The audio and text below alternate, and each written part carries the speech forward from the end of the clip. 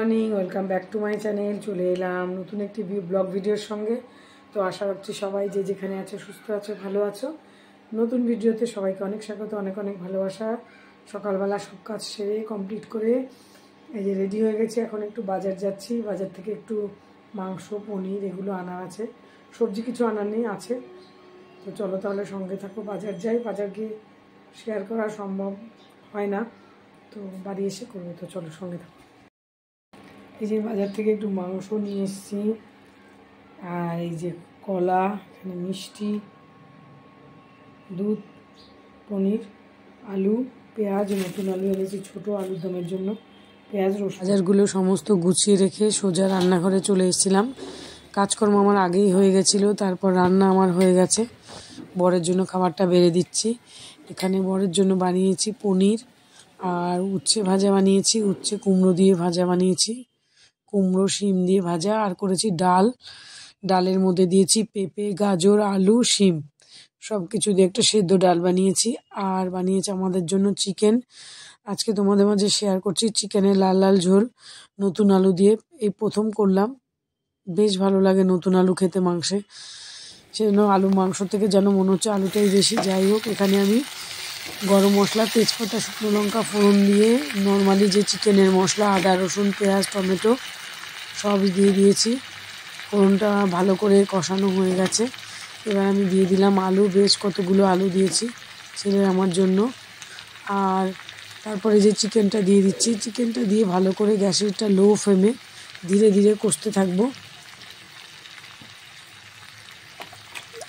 তার আগে চিকেনটাকে আমি শুধু দই দিয়ে 2 ঘন্টা ম্যারিনেট করে রেখে দিয়েছিলাম। যদি সময় কম থাকে 30 মিনিট রাখলেও চলবে। তো আমি ওর মধ্যে টক দই আর একটু লেবুর রস দিয়ে ম্যারিনেট করে রেখে দিয়েছি 2 ঘন্টার উপরে। ম্যারিনেট করে রাখার পর তারপর এই যে মাংসটা দিয়ে এবার কষা হচ্ছে। নুন এখন দেইনি, নুনটা একটু বাদে দেব। এরকম করেই করেছি। শীতকালে এইরকম নতুন আলু দিয়ে চিকেনের লাল ঝোল খেতে দারুণ ভালো লাগে। কাদের কাদের এরকম আমার মতো সেম পছন্দ, কমেন্ট করে অবশ্যই বলবে। তো এই যে ভিডিওটা দেখতে থাকো। আজকে এটাই করেছি আমাদের জন্য, ছেলের আমার জন্য চিকেন, আর বরের জন্য পনির। এভাবে আমি ধীরে ধীরে কষে নিচ্ছি। আর এদিকে পাশে একটা বাটিতে গরম জল হতে দিয়েছি। জল যদি প্রয়োজন হয় তাহলে একটু গরম জল দিয়ে দেবো। তো চলো ভিডিওটা দেখতে থাকো।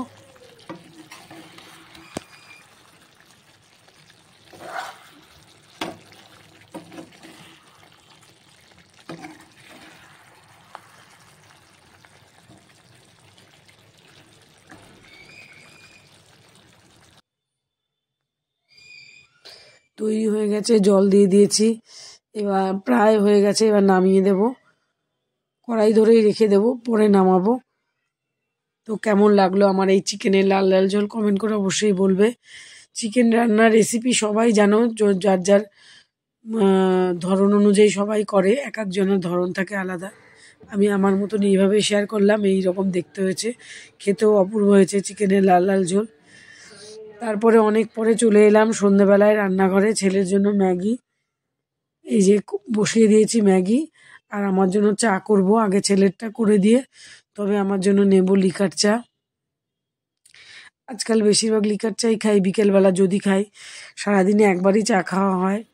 তারপরে যে আমার জন্য লিকার চা, বিস্কুট নিয়ে নিয়েছি। তারপর চলে এলাম রাতের বেলা করেছি রুটি, আর তো সব কিছুই রয়েছে। তরকারিগুলো যেগুলো করে বানিয়েছিলাম, পনির,